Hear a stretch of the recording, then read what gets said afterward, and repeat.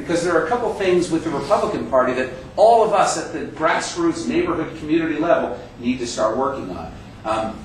You know, when I think of the party, I was a kid. My dad was running at the time. I was born in Camden. I grew up in Camden County, Cherry Hill in particular, which used to be a Republican town, believe it or not. You know, like so many towns, used to be a Republican 20, 30, 40 years ago, and you know, where has it gone? And I remember going door to door with my dad. He said, "You know, son, I'm going to explain to you what politics is in New Jersey. Politics in New Jersey is jobs for our guys. That's the mentality. Now today, it's not only jobs for our guys, it's contracts for our guys, and it's for their guys, and the other guy, and me, and you, and you know, all of my friends, and it's become this vast patronage machine in Trenton.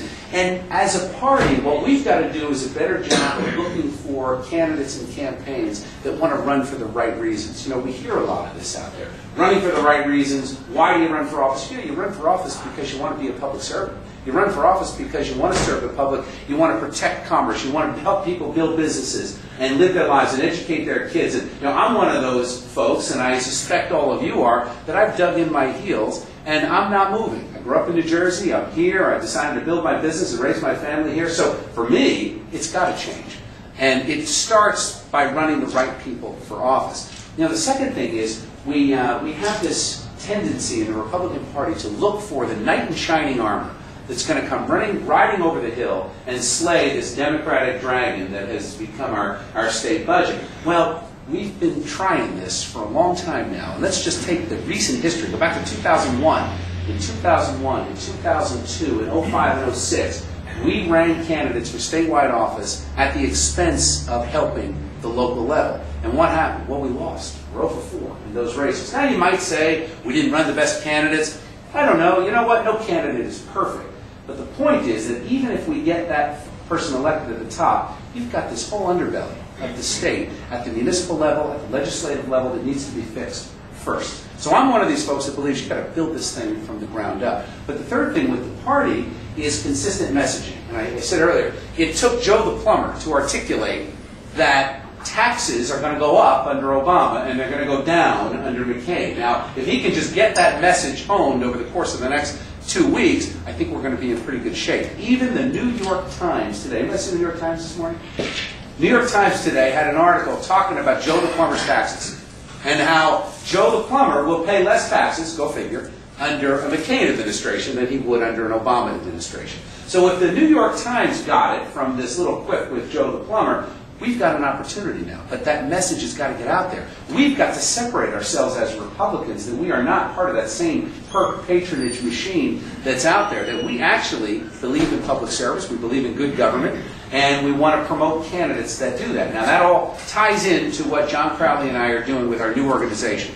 Some of you have heard of John Crowley. He was out there as a potential candidate for the United States Senate this time around, and he declined for a variety of reasons. If you know John or met John, he's a stand-up guy. He's a relatively young, very successful business entrepreneur. He's got a pretty unique story where he's got 3 children, 2 of which are afflicted with a terminal disease called Pompei's disease.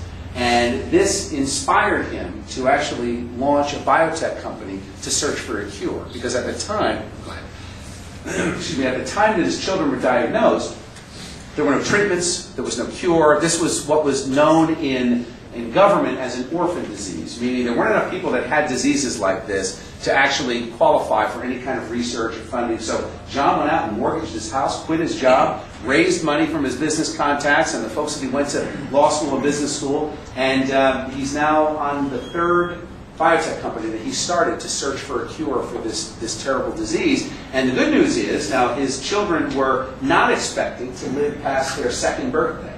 And Megan is 11 and Patrick is 10. And Megan, as a matter of fact, is good friends with my daughter Elizabeth. They just started middle school together in Princeton. So it's something that entrepreneurial spirit is out there. John Crowley certainly embodies that. And you know, when he was considering this run for the Senate, there were a lot of folks nationally that were asking him to do it. John McCain called him, Mitt Romney, Rudy Giuliani, asking him to run because they saw an opportunity in this state if we could get the right candidate out there. And you know, we've certainly got a lot of work to do.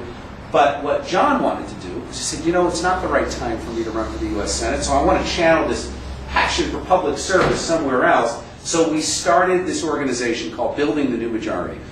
The idea behind the group is that we start at the grassroots level and we build up. Instead of the idea of running up here and pulling everybody up, which we've seen does not work, it's not a good model, we're going to start at the bottom and build up. And I'll give you a couple quick success stories. Back in June, we, right before the primary, we took a look at some of the county committee races that were going on. And as you know, in every voting district, you get 2 members of the county committee. You get a man and a woman that can run. So in Princeton, we have 14 voting districts. There are 28 open seats. Well, at the time, going back to May, we had 5 of those seats filled. So you start to think about who's going to run for mayor, who's going to run for council. Boy, we can't even get folks to participate in the party organization, let alone become a candidate.